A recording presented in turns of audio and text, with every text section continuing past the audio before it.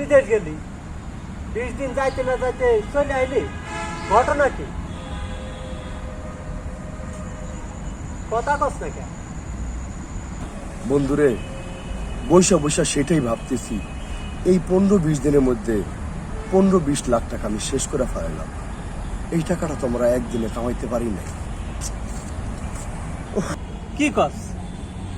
এত টাকা কেমনে কি হইল? আমার একটু খুলা কত। দোস্ত, দালালের মাধ্যমে বিদেশে গেছি। দালাল কইছিল কি জানোস?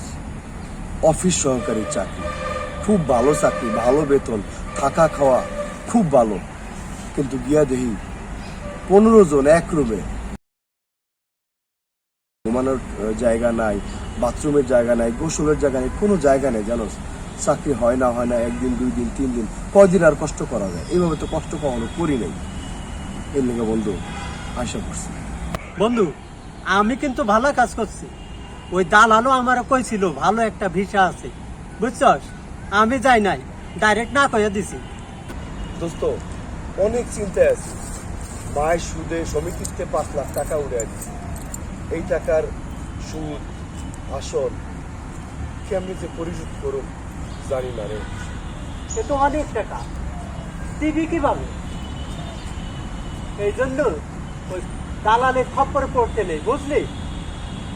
তুই না বিদেশে লোক করে একদম শেষ, বুঝলি? দোস্ত, এখানেই তো শেষ না।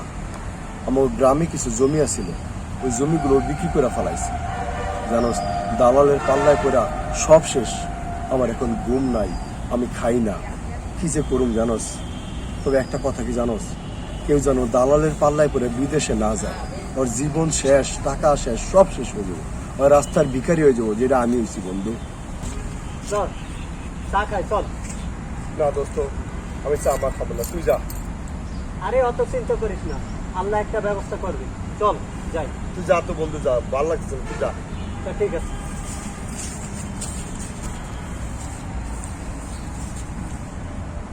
কি বই মোবাইল টিপতেছ? ভিতর যাইতে না বলছিলাম না? শোন আয়ুব, হাতি যখন গাতায় পড়ে সামসিকায় তখন লাগতে মারে। আজকে আমার একটা অ্যাক্সিডেন্ট হয়ে গেছে দেখা। যদি ভালো কিছু হইতো তাহলে এলাকার সবাই আমার সোনার ছেলে করে ডাকতো। এত জ্ঞান দিস না, বুঝছস? আমি ভালো চিন্তা করে গেছিলাম। বন্ধু বান্ধব কথা তো হুনো না, মানে আমি তো তোমার ভালো চাইছিলাম, কিন্তু তুমি তো ওটা বুঝলে না। আসলে ভাই তুমি আমার কথা মানবে চাও না। জায়গা তোর যেটা ভালো হয় ওইটা তুই করিস। জায়গা ভাই বন্ধু।